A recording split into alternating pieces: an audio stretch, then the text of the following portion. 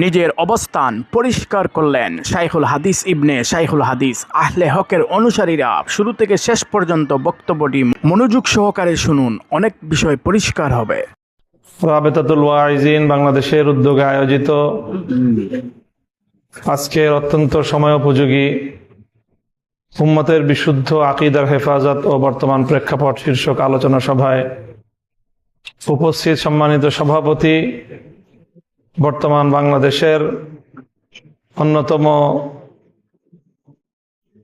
উম্মতের রাহবার আলোচক আমার বড় ভাই মোহতারামুল মাকাম হযরত মাওলানা আব্দুল বাসিত খান হাফিজাহুল্লাহ, উপস্থিত আমার শাইখ ও মুর্শিদ হযরত দেওয়ানার পীর সাহেব দামাত বারাকাতুহুম, উপস্থিত রয়েছেন রাবেতাতুল ওয়াইজিন বাংলাদেশের সম্মানিত উপদেষ্টা বন্ধুবর হযরত মাওলানা খালেদ সাইফুল্লাহ আইয়ুবী, মহাসচিব বন্ধুবর হযরত মাওলানা হাসান জামিল হাফিজাহুমুল্লাহ সহ দিগার অন্যান্য উলামায়ে কেরাম।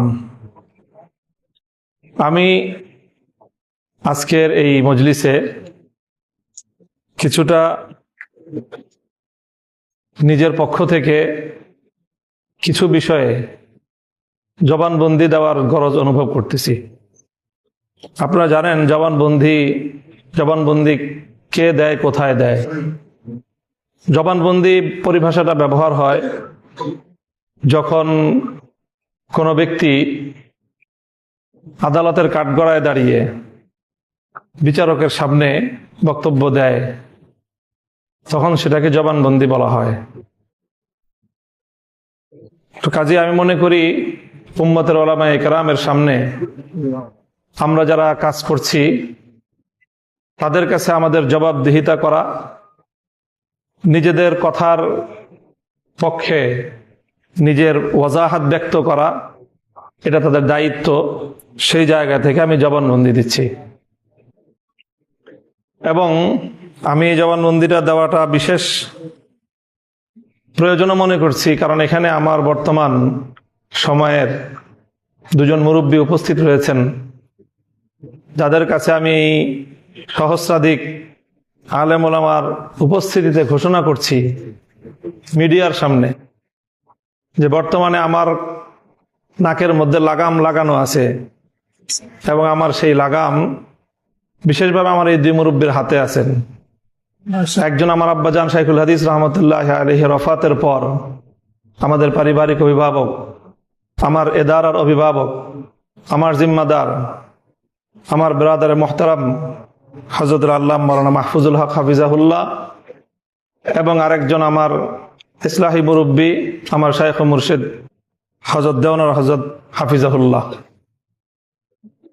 আমি অত্যন্ত আস্থা এবং আত্মবিশ্বাসের সাথে বলছি যে আমার এই দুই মুরব্বীর সাথে আমার দীর্ঘদিনের যেই পথ চলা এবং ওনাদের নির্দেশনা পালন করার যেই আত্মবিশ্বাস আমার আছে, সেই জায়গা থেকে আমি মনে করি যে ওনারা আমার দায়িত্ব গ্রহণ করতে ওনারা ইতস্তত বোধ করবেন না এবং ওনারা আমাকে ওনাদের ইতাআতকারী, ওনাদের আনুগত্যশীল একজন অনুগত ছোট ভাই এবং মুরিদ হিসাবে পাবেন, এই আত্মবিশ্বাস ওনাদের থাকার কথা।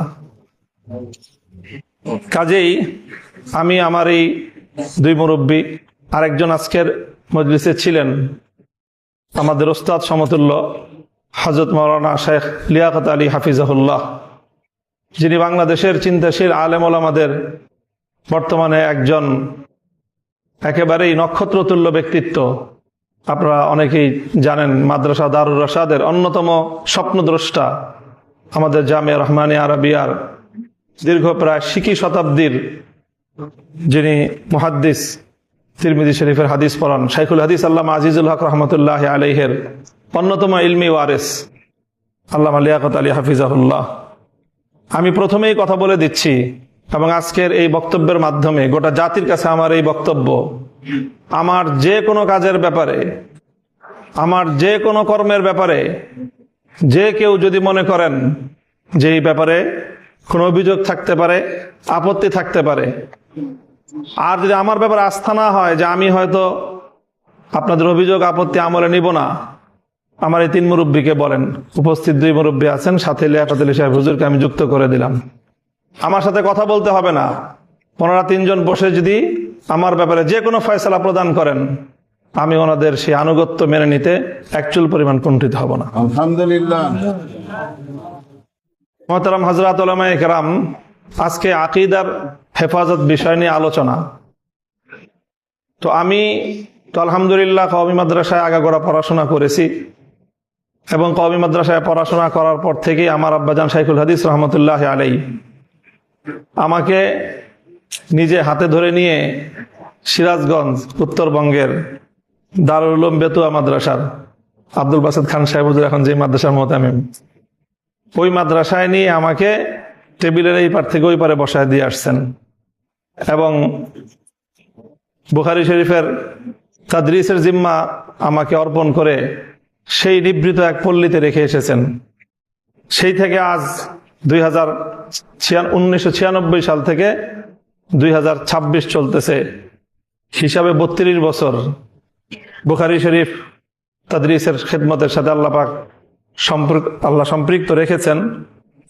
কাজী কোরআন এবং হাদিসের শিক্ষকতার অব্যাহত এই মেহনতের মাধ্যমে আল্লাহ পাক রব্বুল আলামিন কোরআন এবং হাদিসের কিছু ইলম বা কিছু মালুমাত আল্লাহ পাক রব্বুল আলামিন হাসিল করার তৌফিক দিয়েছেন। সেই জায়গাগুলোকে ভিত্তি করেই আমি আমার সকল কার্যক্রম পরিচালনা করি। আমি এখানে খুব কথা লম্বা বলবো না, 2-3টা কথা।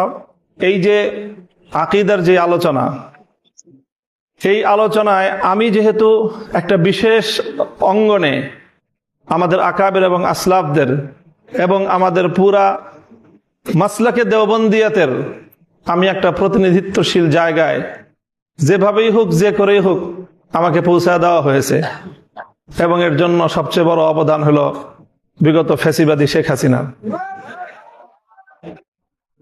তো সেই জায়গায় যেহেতু যে কোনোভাবে আমাকে উপনীত করে দেওয়া হয়েছে, এই জন্য আমাকে আমার সেই জায়গার অবস্থা বিবেচনা করে আমাকে কথাবার্তা বলতে হয়, কাজকর্ম করতে হয়, মিডিয়াকে ফেস করতে হয়, জাতীয় এবং আন্তর্জাতিক গণমাধ্যমকে আমার ফেস করেই কথাবার্তা বলতে হয়। সেই জন্য অনেক শব্দ, অনেক ভাষা, অনেক কথা আপনারা বলেন, সেটার প্রতি আমার সমর্থন থাকলেও অনেক সময় সেই সীমাবদ্ধতার কারণে আমরা বলি না।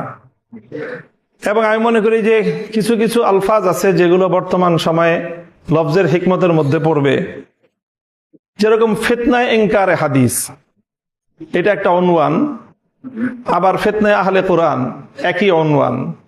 আমি মনে করি ফিতনায়ে আহলে কোরআন বলার চেয়ে ফিতনায়ে ইনকারে হাদিস বলাটা বেশি হিকমতপূর্ণ হবে। আহলে কোরআন বললে অনেক মানুষ বিভ্রান্ত হয়ে যাবে এই শিরোনাম শুনেই, যে আহলে কোরআন তো ভালো জিনিস, তারপরে আহলে কোরআনের বিরুদ্ধে লাগছেন কেন? তো তারা আসলে আহলে কোরআন না, তাদের প্রকৃত পরিচয় তারা মুনকিরিনে হাদিস। ঠিক একইভাবে আহলে হাদিস বা এই জাতীয় শব্দে তারা তানকিদ না করে ফিতনা ইনকারে তাকলিদ অস্বীকার করা, এটা উম্মতের মধ্যে অনেক বড় এক ফিতনা। হাদিস অস্বীকার করা যেরকম এক বড় ফিতনা, তাকলিদ ইনকার করাটাও এটা উম্মতের 1300 বছরের তাওয়ারুসের এক ইনকার করার ফিতনা। এই 2টা শব্দের প্রতি আমার একটা থাকলো, উলামায়ে কেরাম এটা নিয়ে ফিকির করবেন। আমি এখন আরেকটা বিষয় ওয়াজাহাত করতে চাই। যেহেতু আমি উম্মতের উলামায়ে কেরামের পক্ষ থেকে প্রতিনিধিত্বশীল জায়গায় বসে রাজনৈতিক কার্যক্রম পরিচালনা করছি, এই জন্য রাজনীতি নিয়ে আমার একেবারে যে পড়াশোনা, পর্যালোচনা, পর্যবেক্ষণ নাই, এরকম আমি আমাকে নিজেকে মনে করি না। বরং আমি আমার রাজনৈতিক পথ চলায় প্রতিটি পদক্ষেপে আমি আমার আকাবের আসলাফ, আমার পূর্বসূরি, বিশেষ করে উলামায়ে দেওবন্দের প্রতিটি রাজনৈতিক সন্ধিক্ষণের ওনাদের কর্মকাণ্ড, কর্মপন্থা নিয়ে আমার চুলচেরা বিশ্লেষণ করার সুযোগ অন্যদের চেয়ে বেশি হয়। সেই জায়গা থেকে আমি মাসলাকে দেওবন্দের সিয়াসি ফিকরটা কি, রাজনৈতিক চিন্তাধারাই বা কি, এবং তাদের রাজনৈতিক কর্মপন্থাটা কি, আমি খুব সংক্ষেপে 2-4টা কথা থেকে আমি যতটুকু বুঝেছি আপনাদের কাছে উপস্থাপন করার চেষ্টা করি। যেমন ধরেন, আমাদের এই পাক ভারত উপমহাদেশে দেওবন্দি ওলামায়ে কেরামের রাজনীতির অন্যতম একজন মুখপাত্র হিসেবে বা প্রধান মুখপাত্র হিসেবে যদি আমি শাইখুল হিন্দ মাহমুদ হাসান দেওবন্দি রহমতুল্লাহ আলাইহির নাম বলি, আমি মনে হয় আমি খুব বেশি বাড়িয়ে বলবো না। আমাদের জামিয়া রহমানিয়া আরাবিয়ায় শাইখুল হাদিস আল্লামা আজিজুল হক রহমতুল্লাহ আলাইহির সাথে আমাদের আরো কিছু উস্তাদদের আসাতেজায়ে কেরামের সিয়াসি কিছু বিষয় নিয়ে ইখতিলাফ হইতো, যার অন্যতম একজন ছিলেন আমাদের উস্তাদে মোহতারাম হযরতুল আল্লাম শাইখুল হাদিস হযরত মাওলানা মুফতি মনসুরুল হক হাফিজাহুল্লাহ তাআলা। শাইখের সাথে যখন ইখতিলাফ হতো, কিছু বিষয় নিয়ে ইখতিলাফ তো ছিলই, তো সেখানে বারবার হাকিমুল উম্মাত থানভী রহমতুল্লাহ আলাইহির নাম আলোচনায় আসতো। তো হযরত শাইখুল হাদিস রহমতুল্লাহ আলাইহি তখন কোন এক প্রসঙ্গে আমাদেরকে একটা কথা বলেছিলেন যে আমাদের দেওবন্দি ওলামায়ে কেরামের মধ্যে, আকাবিরিনদের মধ্যে হযরত থানভী রহমতুল্লাহ আলাইহি এবং হযরত হুসাইন আহমদ মাদানী রহমতুল্লাহ আলাইহির মধ্যে সিয়াসি ফিকির নিয়ে কিছু ইখতিলাফ ছিল। তো আমরা আমাদের এই দোনো আকাবিরকে সিয়াসতের ক্ষেত্রে ওনাদেরকে মুক্তাদা এবং ইমাম মেনে আমরা ওনাদের যে শায়েখ মাজমাউল বাহরাইন, যেখান থেকে মাদানীও আসছে, থানভীও আসছে, শাইখুল হিন্দ মাহমুদ হাসান দেওবন্দি রহমতুল্লাহ আলাইহির সিয়াসি ফিকিরকে আমরা ধারণ করি। আমার স্পষ্ট বক্তব্য আজকে এখানে, শাইখুল হাদিস রহমতুল্লাহ আলাইহির সেই কথাকে আমি অন্তরে দৃঢ়ভাবে ধারণ করি এবং আমরা যে রাজনীতির উত্তরাধিকার বহন করি, আমি মামুনুল হক শাইখুল হিন্দ মাহমুদ হাসান দেওবন্দি রহমতুল্লাহ আলাইহির রাজনীতির একজন আদনা কর্মী এবং গোলাম। এটা হলো আমার স্পষ্ট বক্তব্য। শাইখুল হিন্দ রহমতুল্লাহ আলাইহির রাজনীতির একটা অন্যতম দর্শন ছিল, ওনার একটা প্রসিদ্ধ মাকুলা আছে। আমরা জানি ইংরেজ বিরোধী আন্দোলনের প্রধান রূপকার ছিলেন শাইখুল হিন্দ রহমতুল্লাহ আলাইহি এই ভারতবর্ষে, যিনি তর্কে মুওয়ালাত অসহযোগ আন্দোলনের রূপরেখা দিয়েছিলেন, যিনি 4 বছর আন্দামান সেই কারাগারে বন্দী ছিলেন। শাইখুল হিন্দ রহমতুল্লাহ আলাইহি ইংরেজদেরকে খেদানোর জন্য এই ভারতবর্ষ জুড়ে জমিয়তুল আনসার গঠন করেছিলেন, বিশাল বিশাল আজিমুশান। তারপরে তিনি ছিলেন তাহরিকে রেশমি রুমালের মূল পরিকল্পনাকারী এবং অবিসংবাদিত নেতৃত্ব দানকারী। শাইখুল হিন্দ রহমতুল্লাহ আলাইহি বলতেন যে ইংরেজদের বিরুদ্ধে যখন তিনি হিন্দুদের সঙ্গে ঐক্যবদ্ধ জোটবদ্ধ আন্দোলন শুরু করলেন, তো অনেকে শাইখুল হিন্দ রহমতুল্লাহ আলাইহির বিরুদ্ধে এটা নিয়ে কালাম করত, তানকিদ করতেন। তখন শাইখুল হিন্দ রহমতুল্লাহ আলাইহি নিজের অবস্থান পরিষ্কার করেছেন, अगर इंग्रेज के खिलाफ कोई कुत्ता भी आगे बढ़े तो শাইখুল হিন্দ उसका साथ देगा। ইংরেজদের বিরুদ্ধে একটা কুকুরও যদি অগ্রসর হয়, আজ এই উপমহাদেশের সামগ্রিক বাস্তবতা, এই উপমহাদেশবাসীর ভাগ্যের পরিবর্তনের জন্য, এই উপমহাদেশের আগামী দিনের ইসলাম এবং মুসলমানদের ইমানি, মুলকি, তাদের সামষ্টিক অধিকার, স্বার্থ সংরক্ষণ করার জন্য ইংরেজদেরকে বিতরণ করা ছাড়া কোনো উপায় নাই।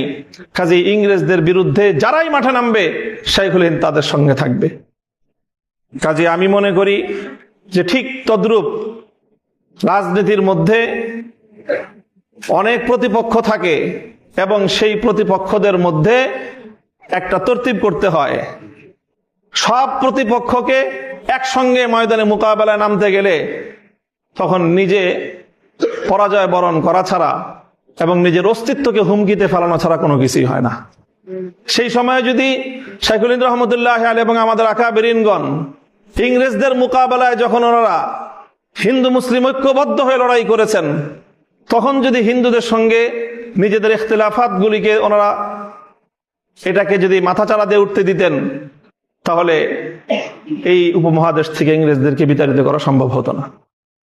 ঠিক একই জিনিস আমরা দেখি যখন আমাদের আকাবিরিনগণ পাকিস্তানে, মুত্তাহিদা পাকিস্তানে, ঐক্যবদ্ধ পাকিস্তান আমলে যখন কাদিয়ানীদেরকে অমুসলিম ঘোষণা করার এই আন্দোলন শুরু হলো, তখন আমাদের আকাবিরিনরা দেখেছিলেন, দেওবন্দি আকাবেররা, যদি এই আন্দোলনে আমাদেরকে সফলতা অর্জন করতে হয়, তাহলে আমাদেরকে আরো যেই সকল বিষয়ে, আকীদার বিষয়ে, মাসলাক বিষয়ে, নানা বিষয়ে অন্যদের সাথে যে সমস্ত ইখতিলাফাত আছে, সেই সব ইখতিলাফাতগুলিকে এখন এক মোহনায় নিয়ে আসতে হবে, আর না হলে আমরা এই কাদিয়ানীদের মোকাবেলায়, এই আন্দোলনে, রাজনৈতিক এই কর্মসূচিতে আমরা সাফল্য অর্জন করতে পারবো না।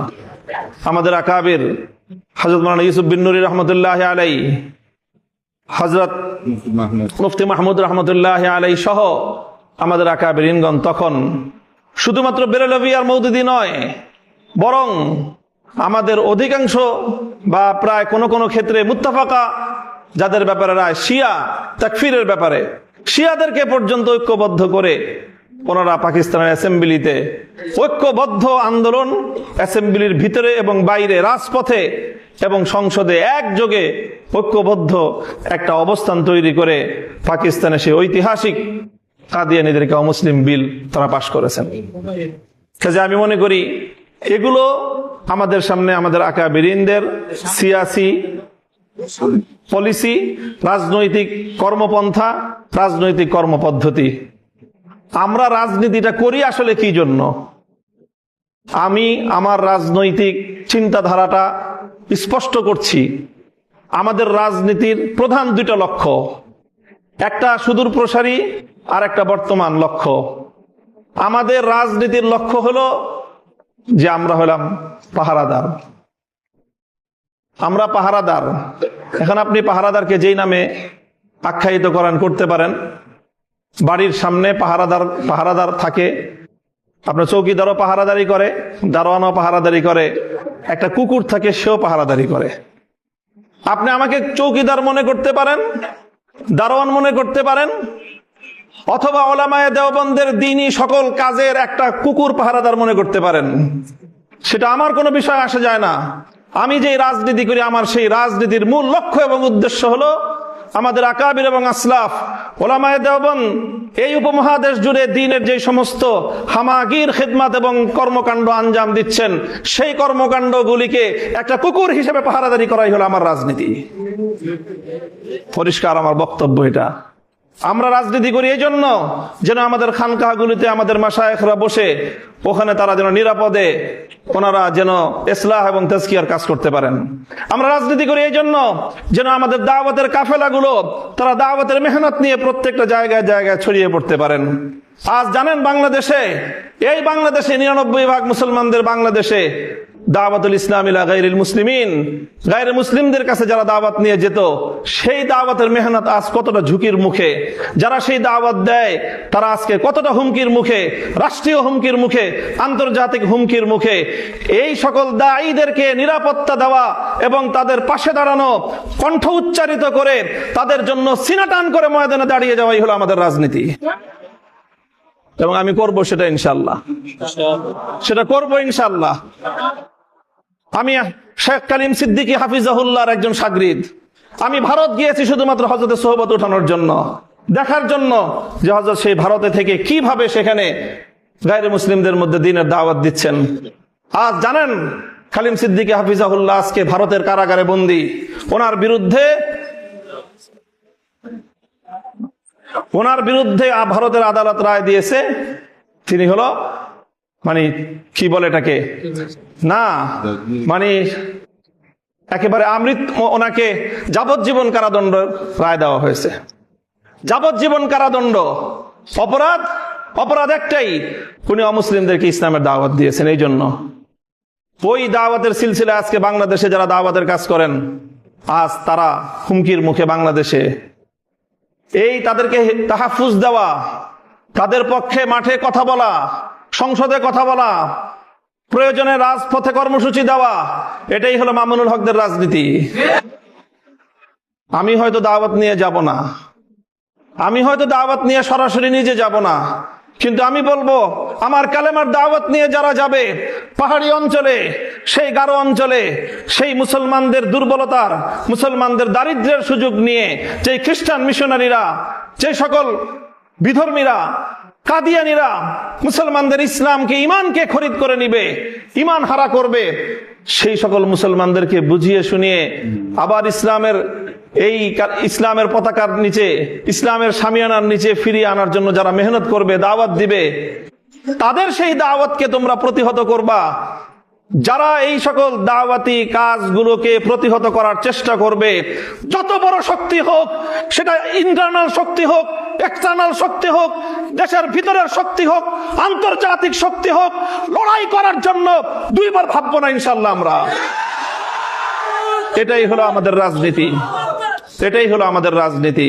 দাওয়াতের কাজ করবেন, তালিমের কাজ চলবে, মাদ্রাসাগুলো তাদের স্বকীয়তার উপর ভিত্তি করে আকাবির এবং আসলাফদের তর্জ তরিকার উপর তালিম চলবে, তালিমের মেহনত চলবে। কেউ যদি এখানে এসে অবৈধ হস্তক্ষেপ করতে চায়, সেই কালো হাত ভেঙে গুড়িয়ে দেওয়ার জন্য তাদের মোকাবেলায় রাজপথে সিনাটান করিয়ে দেওয়া, সিনাটান করে দাঁড়িয়ে যাওয়া, এটাই হলো আমাদের রাজনীতি। কাজেই আমাদের রাজনীতির যে মূল মাকসাদ, তার অন্যতম একটা মাকসাদ হলো পাহারাদারি করা। আপনি সেই পাহারাদারি, আমি আবারও বলছি, আপনি আমাকে দারোয়ানের মর্যাদা দিলেন না চৌকিদারের মর্যাদা দিলেন, না আপনি আমাকে কওমি অঙ্গনের একজন পাহারাদার কুকুর হিসেবে মূল্যায়ন করলেন, সেটা আমার কাছে খুব বেশি বড় বিষয় নয়। তবে জেনে রাখেন, কুকুর হইল আপনাদের এই কাজের পাহারাদারি করার জন্য আমরা দাঁড়িয়ে আছি। আপনি মুনাজারা ইসলাম মুনাজারা করেন, মুনাজারা করেন, আপনারা বাতিলের মোকাবেলায় দালায়েলের বহস করেন, আপনারা আপনাদের মতো করে বহস করে যান। আমরা হয়তো মুনাজারা করব না, বহস করব না, কিন্তু আপনি আহলে হক হয়ে, আপনি উলামায়ে দেওবন্দের একজন মুখপাত্র হয়ে যখন মুনাজারা করবেন, মনে রাখবেন আপনার তাহাফুজের জন্য আপনার পিছনে মামুনুল হক কুকুর হয়ে দাঁড়িয়ে আছে।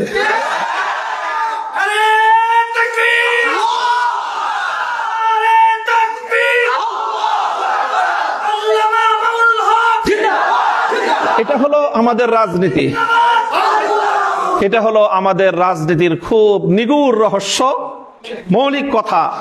কাজী আমাকে এই রাজনীতি করতে হলে, আমাকে লড়াই করতে হলে, আমাকে কখনো সরকারের বিরুদ্ধে লড়তে হয়, কখনো আমাকে আন্তর্জাতিক শক্তির বিরুদ্ধে লড়তে হয়। কাজী আমাকে আমার রাজপথের একটা শক্তি নিয়ে আমাকে ময়দানে টিকে থাকতে হবে। যদি আপনার পাহারাদার যদি বাড়ির গেটে না থাকে, ঘরের ভিতরে আপনি মূল্যবান সোনাদানা নিয়ে, অনেক মূল্যবান জীবনযাপন নিয়ে, আপনি আপনার পরিবার পরিজন নিয়ে, আপনি আপনার কলিজার টুকরা সন্তানদেরকে নিয়ে আপনি ঘরের মধ্যে নিরাপদ থাকতে পারবেন না। হয়তো আপনার পরিবারের ভিতরে যারা আছেন, ঘরের ভিতরে আপনারা যারা আছেন, তাদের তুলনায় আপনার পাহারাদারের মূল্য অনেক কম হতে পারে, কুকুরটার মূল্য অনেক কম হতে পারে, কিন্তু মনে রাখেন, ওই বাড়িতে দরজায় যদি কুকুরটা না থাকে, ঘরের ভিতরে আপনি নিরাপদ থাকতে পারবেন না। আমাদেরকে আঘাত করেন না, আমাদেরকে দুর্বল করে দিয়েন না, নিরাপদ থাকতে পারবেন না ভিতরে আপনারা। আমি তো বললাম আজকে দাঁড়ান, কে আছেন এই দাওয়াতুল মুসলিম গায়রুল মুসলিমিনের মধ্যে দায়ীদের পিছনে দাঁড়িয়ে রাষ্ট্রের বিরুদ্ধে লড়াই করার জন্য হিম্মত নিয়ে মাঠে নামবেন? কে আছেন? আসেন, আমরা আসবো। আমি ঘোষণা দিয়ে যাচ্ছি আপনাদের কাছে, এটা নিয়ে যদি সামনে আমাদেরকে আরো বড় কোনো পদক্ষেপ নিতে হয়, যদি সরকারের বিরুদ্ধে এটার জন্য রুখে দাঁড়াতে হয়, আমরা রুখে দাঁড়াবো ইনশাআল্লাহ। কাজে আমাদেরকে দুর্বল করে দিলে আখেরে আমরা সবাই ক্ষতিগ্রস্ত হব। আমার আখেরি কথা, মুহতারাম হাজিরিন, দেখেন এখন একটা রাজনৈতিক বড় ধরনের একটা ইস্যু আছে এখন রাজনীতির। আমাদের বাংলাদেশে, আমাদের এই উপমহাদেশের 250 বছর, 1753 সাল থেকে বা 1757 সাল থেকে আজ 2026 সাল, প্রায় 350 বছরের রাজনীতি। আমাদের আকাবের উলামায়ে কেরামের ত্যাগ, কোরবানি, নজরানা, জিহাদ, অনেক রক্ত, অনেক জীবন, এই অনেক কিছুর বিনিময়ে আমাদের বড়দের একটা বড় অর্জন ছিল, সেই অর্জন হলো 1947 সালে মুসলমানদের জন্য আলাদা ভূখণ্ড অর্জন। এমন একটা ভূখণ্ড, যে ভূখণ্ডে ইসলামী নিজাম হবে, নিজামে ইসলাম, শরিয়াতে ইসলাম বাস্তবায়ন হবে। এই অঙ্গীকারের ভিত্তিতে 1947 সালে মুসলমানদের জন্য আলাদা একটা রাষ্ট্রের অভ্যুদয়। এটা হলো আমাদের 350 বছরের আমাদের পূর্বসূরি আকাবের উলামায়ে কেরামের রাজনৈতিক সর্ববৃহৎ অর্জন। এটা আমার পর্যবেক্ষণ, অন্য কেউ দ্বিমত করতে পারেন। সেই 47-এর বিষয় নিয়ে আমাদের মহান দুই আকাবিরের মধ্যে নজরিয়াতি ইখতিলাফ ছিল। হযরত মাদানী রহমতুল্লাহ আলাই তখন ভারতবর্ষ জুড়ে মুসলমানদের নিরাপত্তার স্বার্থে তিনি ওইভাবে দেশটার বিভক্তি চান নাই, এই কথা সব আমরা জানি। কিন্তু যখন দেশ বিভক্ত হয়ে গিয়েছে তখন হযরত মাদানী রহমতুল্লাহ আলাইহির মাওকিফ এটাই ছিল যে ঝগড়াঝাটি করে দুই মসজিদ বানানো ঠিক না, কিন্তু যদি মসজিদ দুইটা হয়ে যায়, তখন কি করবেন? দোনো মসজিদকে আবাদ করা, দোনো মসজিদের মধ্যে নামাজ কায়েম রাখা, এটাই হলো মুসলমানদের দায়িত্ব। হযরত মাদানী রাহমাতুল্লাহ আলাইহির কথা এটাই ছিল 47-এর পরে মুসলমানদের জন্য যখন আলাদা আবাসভূমি হয়ে গেছে, এখন সর্বশক্তি নিয়োগ করে ওই মুসলমানদের দেশে কিভাবে ইসলাম কায়েম করা যায়, কিভাবে নিজামে ইসলাম বাস্তবায়ন করা যায়, সেটাই থানভী রহমতুল্লাহ আলাইহির অনুসারীদেরও মেহনত, সেটা মাদানী রহমতুল্লাহর শাগরিদদের অভিন্ন মেহনত। 47-এর পর আর কোনো ইখতিলাফ নাই। আমাদের এই অর্জন 47-এর মুসলমানদের জন্য ইসলামের নামে আলাদা ভূখণ্ড হবে, সেই অর্জনকে 1972-এর ভারতে আধিপত্যবাদ দিয়ে সেটাকে গলা টিপে হত্যা করার চেষ্টা করা হয়েছিল বিগত 54 বছর পর্যন্ত। 1972 থেকে 2024 সাল পর্যন্ত 47-এর কথা কেউ বলতে পারতো না। 47 এটা একটা বাংলাদেশে নিষিদ্ধ বিষয় হয়ে দাঁড়িয়েছিল। এই 2024-এর বিপ্লবের পর সর্বপ্রথম যে আওয়াজ উচ্চারিত হলো, এটার জন্য আমি জুলাই যোদ্ধাদেরকে শ্রদ্ধা করি, ভালোবাসি, স্নেহ করি, মমতা করি, তাদের পক্ষ হয়ে আমি লড়াই করি, কারণ তারা সর্বপ্রথম এই আওয়াজ আবার নতুন করে বাংলাদেশের মাটিতে উত্থাপন করেছে। আগামীর বাংলাদেশ হবে 47, 71 এবং 24-এর ভিত্তিতে। এখন আমাদের রাজনীতি, যারা নিজেদেরকে শাব্বির আহমদ ওসমানী রহমতুল্লাহ আলাইহির সন্তান মনে করো, যারা নিজেদেরকে জাফর আহমদ ওসমানী রহমতুল্লাহ আলাইহির সন্তান মনে করো, যারা ইতিহাস পড়ো যে তোমাদের 47 সালে স্বাধীনতার পতাকা ইংরেজদেরকে বিতাড়িত করে শাব্বির আহমদ ওসমানী উত্তোলন করেছিলেন, যারা শাব্বির আহমদ ওসমানী রহমতুল্লাহ আলাইহির ফাতহুল মুলহিম পড়ে ইলম অর্জন করো, যারা জাফর আহমদ ওসমানী রহমতুল্লাহ আলাইহির ইলাউস সুনান পড়ে গায়রে মুকাল্লিদিনদের বিরুদ্ধে বহস করো, তোমাদের জানা উচিত যে এই ওসমানী রাহিমাহুমাল্লাহর সেই আমানত, সেই ইসলাম এবং মুসলমানদের ভিত্তিতে আবার দেশ গড়ার নতুন দিনের মুয়াজ্জিনরা আজান দিচ্ছে, নতুন বেলাল আজান দিচ্ছে। এই আজানে যদি আমরা সাড়া দিতে না পারি, ইতিহাসের দায় থেকে আমরা মুক্ত হতে পারবো না। কাজেই 47-এর ভিত্তিতে নতুন বাংলাদেশ গড়বার যে আন্দোলন, এটা মাওলানা মওদুদী সাহেব এবং তার অনুসারীদের আন্দোলন না।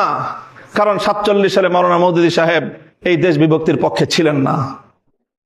তিনি মুসলমানদের জন্য আলাদা আবাসভূমি চান নাই, পরিষ্কার কথা। এটা চেয়েছিলেন শাব্বির আহমদ ওসমানী, এটা চেয়েছিলেন মুফতি শফি ওসমানী রহমতুল্লাহ আলাই, মুফতি আজম মুফতি শফি রহমতুল্লাহ আলাই, এটা চেয়েছিলেন সৈয়দ সুলাইমান নদভী রহমতুল্লাহ আলাই, এটা চেয়েছিলেন জাফর আহমদ ওসমানী রহমতুল্লাহ আলাই, এটা চেয়েছিলেন শামসুল হক ফরিদপুরি রহমতুল্লাহ আলাই, এটা চেয়েছিলেন আতহার আলী রহমতুল্লাহ আলাই, এটা চেয়েছিলেন এই দেশের উলামায়ে কেরাম এবং দেওবন্দি উলামায়ে কেরাম। কাজেই 47-এর ভিত্তিতে আগামীর বাংলাদেশ গড়বার জন্য এখন আমাদেরকে জুলাই রক্ষা করতে হবে। কারণ জুলাইয়ের হাত ধরে 47 আবার প্রাসঙ্গিক হয়েছে। এখন যদি জুলাই হাতছাড়া হয়ে যায়, 47 আবার হাতছাড়া হয়ে যাবে। কাজেই হে আমার কওমের সন্তানেরা, আমি তোমাদেরকে বলতে চাই, ডাক দিয়ে যাই, আমাদের পূর্বপুরুষরা, আর আমার একটু বেশি আবেগ এই জন্য, কারণ শাব্বির আহমদ ওসমানী, জাফর আহমদ ওসমানী তারা দুজন আমার সরাসরি দাদা উস্তাদ। শাইখুল হাদিস রহমতুল্লাহ আলাইহির বুখারীর দুইজন উস্তাদ, একজন জাফর আহমদ ওসমানী রহমতুল্লাহ আলাইহি, আরেকজন শাব্বির আহমদ ওসমানী রহমতুল্লাহ আলাইহি। এটাকে শুধু আমরা আমাদের রাজনৈতিক বিরাসত মনে করি না, এটা আমরা আমাদের দ্বীনি বিরাসত মনে করি, ইলমি বিরাসত মনে করি, দ্বীনি আমানত মনে করি। এই বাংলাদেশের মাটিতে আবার নতুন করে এইভাবে 47-এর চেতনার ভিত্তিতে দিল্লির গোলামীর জিঞ্জির ছিন্ন করে ইসলাম এবং মুসলিম জাতিসত্তার ভিত্তিতে নতুন দেশ গড়বার এই আওয়াজ যেটা উঠেছে, এই আওয়াজকে পূর্ণতা পর্যন্ত পৌঁছে দেওয়া, এটাই হলো আমাদের রাজনীতি। আমি আমার কথা আর দীর্ঘায়িত করছি না, সকলের কাছে মাপ চাই, অনেক বেশি কথা বলে ফেলেছি। আমি আবার আমার ওই কথা পুনরাবৃত্তি করছি যে ইনশাআল্লাহ আমি আমার মুরব্বীদের সামনে নিজেকে সর্বান্তকরণে সুপর্দ করে দিয়ে আমার ব্যাপারে যে কোনো অভিযোগ, যে কোনো কথা, যে কোনো প্রশ্ন থাকলে ওনাদের সাথে কথা বলেন। যদি আমার সাথে কথা বলতে না পারেন, ওনারা মুত্তাফাকা হয়ে যে ফয়সালা দিবেন, সেই ফয়সালার যদি বাইরে এক কদম আমি ফেলি, মামুনুল হক তাহলে সেই দিন আপনারা আমাকে সবাই আমার আনুগত্য পরিহার করবেন। এটা থাকলে আপনাদের কাছে আমার বিশেষ অনুরোধ। আল্লাহ আপনাদের সকলকে কবুল করুন। বাংলাদেশের ওলামায়ে দেওবন্দ ইসলামের সঠিক যে মানহাজ, এটার যে আগে বাড়ায় নিয়ে যাচ্ছে, আমরা পাহারাদার হিসাবে হলেও এই মাসলাকের সাথে, এই মাশরাবের সাথে, এই ফিকরার সাথেই আমরা ইনশাআল্লাহ আল্লাহ পাক রব্বুল আলামিন আমাদেরকে শেষ দম পর্যন্ত, জীবনের শেষ মুহূর্ত পর্যন্ত এভাবে লেগে থাকার তৌফিক দান করুন। আপনাদের সকলকে শুকরিয়া জানিয়ে রাবেতাতুল ওয়াইজিন বাংলাদেশের উত্তরোত্তর সাফল্য এবং উন্নতি কামনা করে আমি আমার কথা শেষ করলাম। ওয়া আখিরু দাওয়ানা আলহামদুলিল্লাহি রাব্বিল আলামিন। আসসালামু আলাইকুম ওয়া রাহমাতুল্লাহ।